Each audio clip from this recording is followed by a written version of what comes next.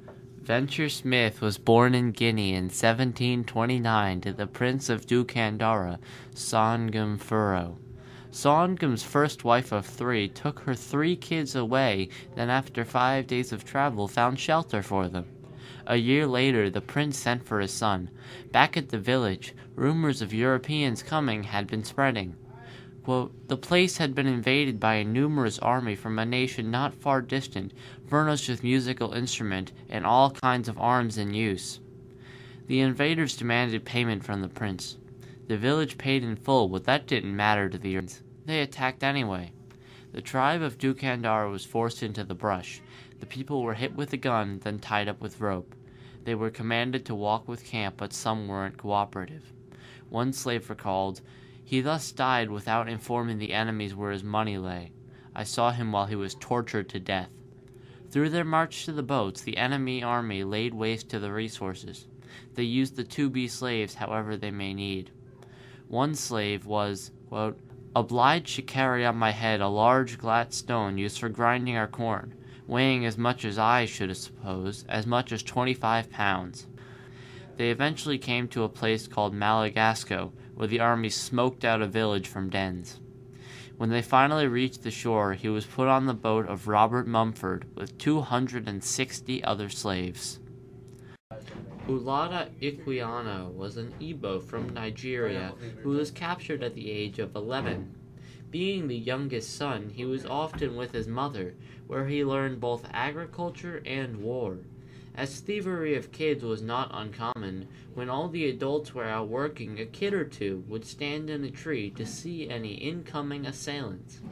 One day, for where all of our people were gone out to their works as usual, and only I and my dear sister were left to mind the house, 2 men and a woman got over our walls and in a moment seized us both, and, without giving us time to cry out or make resistance, they stopped our mouths and ran off with us into the nearest wood.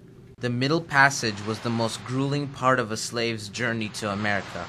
Over the voyage, which ranged from 1 to 6 months, many died of disease and starvation. The blacks that were loaded onto the ship had no clue what was going on, as they didn't understand the language of the Europeans. It varied from ship to ship how the slaves were packed in, but it never promoted the health of the Africans. Generally, the smaller were put towards the front, and the larger and older closer to the back. If a slave were too sick, he or she would sometimes be allowed up to the deck. One of our slaves recalled, I fell motionless on the deck and fainted. Frequently, the slaves didn't only faint, but often died. They were then thrown into the water. Others, however, went into the water for a different reason. Being deprived of all hope of returning home, some became desperate. With the loathsomeness of the stench and the crying together, I became so sick and low that I was not able to eat, nor had I the least desire to taste anything. I now wished for the last friend, death, to relieve me. If a slave was found attempting to jump over the side, he would be whipped severely. One such slave was tied to the mainmast and whipped so severely he died of it. His body was promptly tossed over the side. The stench of the cabins where the slaves were kept often led the slaves being brought up to the deck near death. If one tried to kill themselves to get out of their misery, they would be flogged unmercifully for attempting to prefer death to slavery. As recorded by a white man aboard the ships, when the sea was rough and the rain was heavy, it became necessary to close the air vents. Fresh air thus being excluded, the Negroes' storage area grew intolerably hot. The confined air was rendered noxious. This led to the disease flux spreading. The floors of the hold became covered in blood and mucus. At its worst, the hold could resemble a slaughterhouse. It was not uncommon to find a living and dead Negro chained together. After the middle voyage, the slaves were brought to auctions to be sold.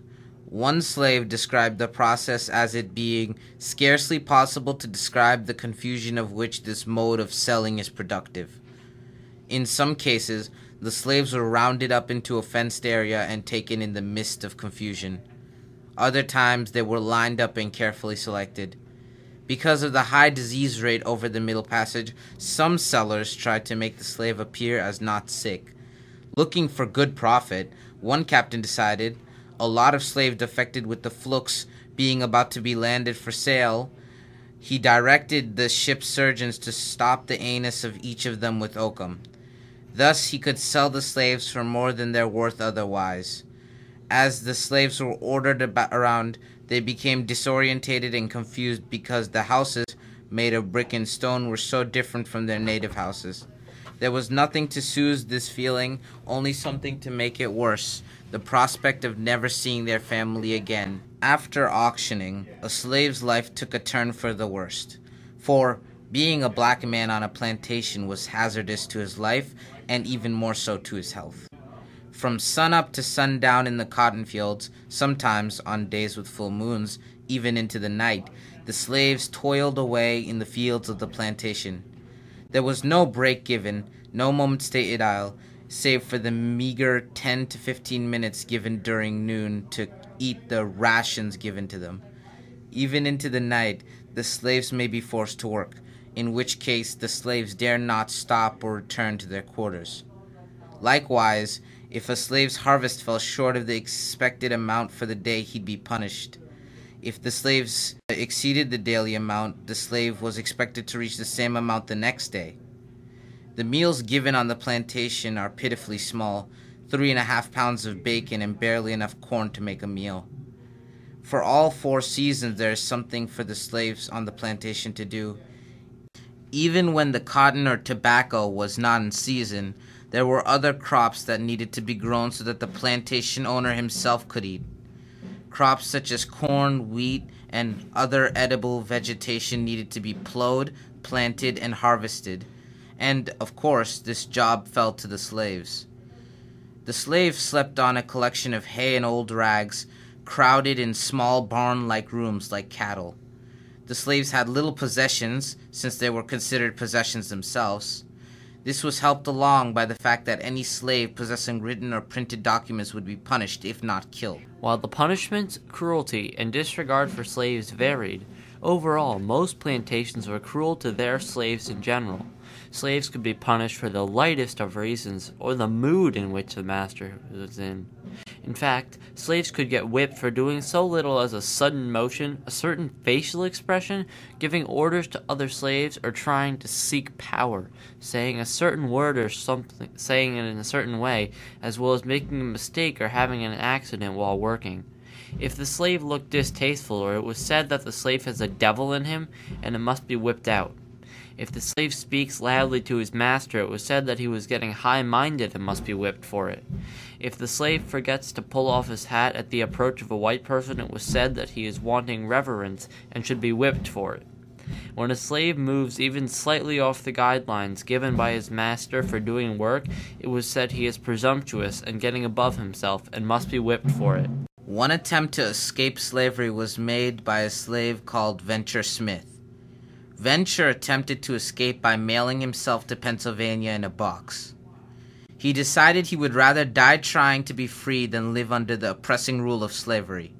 He also decided that any other form of escape, by foot or horse, would most likely be thwarted and Venture caught. So he created a box that was 2 feet 8 inches deep, 2 feet wide, and 3 feet long, and lined it with baize. He climbed into the box and was nailed in it and sent to the address of W.M. H. Johnson, Arch Street, Philadelphia. When he arrived, he said, "How do you do, gentlemen?" After which he sang a psalm in the name of God, which delighted all the witnesses. Sadly, not all of the slaves' attempts to escape were successful. Owalada attempted to escape, was not as clever as Venture, and he attempted to flee on foot. He was quickly captured by hounds while attempting to cross the border. Brought back to the plantation with blood dripping from where the hounds bit him, he was hanged the next day.